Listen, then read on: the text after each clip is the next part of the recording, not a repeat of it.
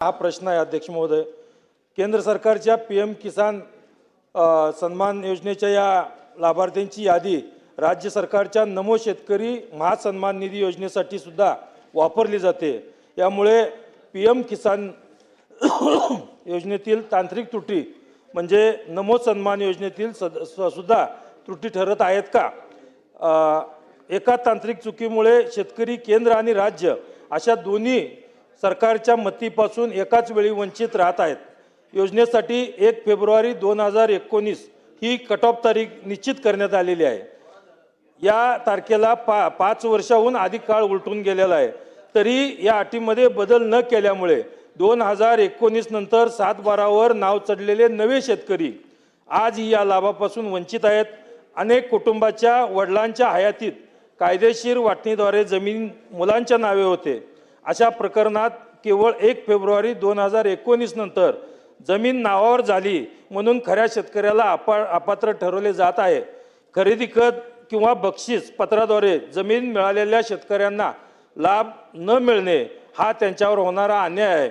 एकीकडे शासन कारवाई सुरू असल्याचे सांगते तर दुसरीकडे नुसते एकट्या मंगळवेढा तालुक्यामध्ये अध्यक्ष महोदय डिसेंबर 2024 मध्ये पाठवलेले 1989 प्रस्तावापैकी ऑक्टोबर 2025 मध्ये काही मंजूर केलेले आहेत।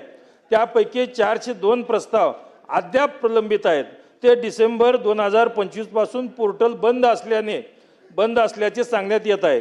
2-2.5 वर्षापासून अर्ज करूनही शेतकऱ्याला जर मदत मिळत नसेल तर त्यांनी कोणाकडे पाहायचं? अध्यक्ष महोदय, सध्या स्वतः नोंदणी केलेल्या अर्जाच्या छाननीचे आणि मंजुरीचे अधिकार राज्य स्तरावर आहेत।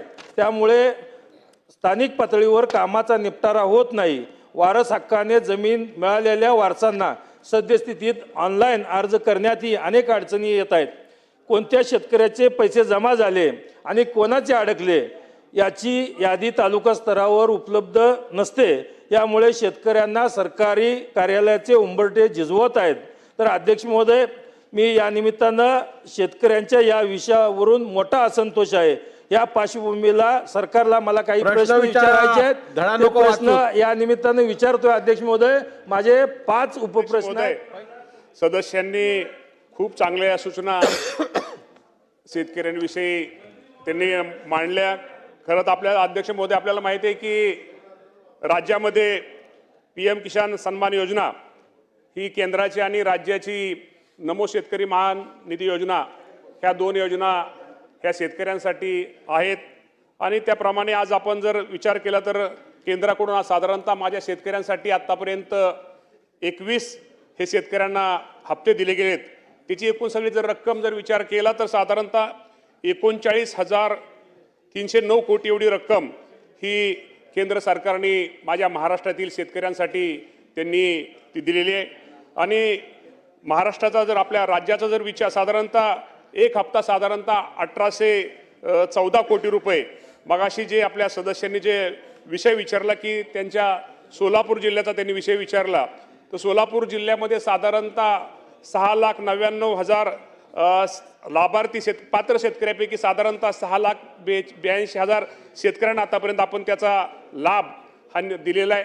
त्यामुळं त्यांचा जो प्रश्न आहे की ही जी योजना आहे केंद्र सरकारची, ह्या केंद्र सरकारच्या योजना ही साधारणतः त्याचा कट ऑफ डेट ही पूर्वीच्या वेळेस केंद्राने योजना जी आपण केंद्राने ते राज्याने त्याप्रमाणे राबवली साधारणतः 1 फेब्रुवारी 2019 की त्याच्या अगोदर असणाऱ्या शेतकऱ्यांसाठी 1 फेब्रुवारी 2019 नंतर जर कुणी नवीन शेती घेतली तर तो लाभार्थी तो शेतकरी यामध्ये पात्र ठरत नाही। आणि सदस्यांची भावना आहे बरोबर आहे की त्या 2019 नंतर फक्त वारसाला एखादा मृत्यू झाला तर वारसाला त्या योजनेचा लाभ घेता येतो, परंतु ज्यांनी नवीन शेती घेतली किंवा नवीन ह्या गोष्टी घेतात तो त्याला लाभ होत नाही। त्या बाबतीमध्ये आम्ही निश्चित प्रकारे केंद्र सरकारकडे प्रस्ताव दाखल केलेला आहे। आम्ही वारंवार त्यांनी विनंती पत्र दिलेली आहेत। मी स्वतः कृषी मंत्री झाल्यानंतर माझ्या अगोदर मला वाटतं कोकाटे साहेब असतील किंवा हे असतील, आम्ही दोघांनी मी सुद्धा पत्र साधारणतः जानेवारी महिन्यामध्ये पत्र हे केंद्र सरकार दिले। कारण आता हे निकषामध्ये आता बदल करणं गरजेचं आहे। कारण काय 1 फेब्रुवारी 2019 नंतर त्यानंतर अनेक शेतकऱ्यांनी नवीन जमीन घेतलेली जे गरीब शेतकरी त्यांना हा योजनेचा लाभ मिळाला पाहिजे।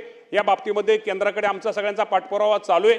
आणि सोलापूर जिल्ह्यामध्ये सुद्धा जे काय अपात्र त्यांनी जे सांगितले की काय शेतकरी पात्र शेतकरी आहेत, परंतु पात्र शेतकरी असले तर निश्चित प्रकारे त्यांना जास्तीत जास्त या योजनेचा लाभ हा राज्याची योजना असू द्या किंवा केंद्राची योजना असू द्या हा शेतकऱ्यांना लाभ दिला जाईल.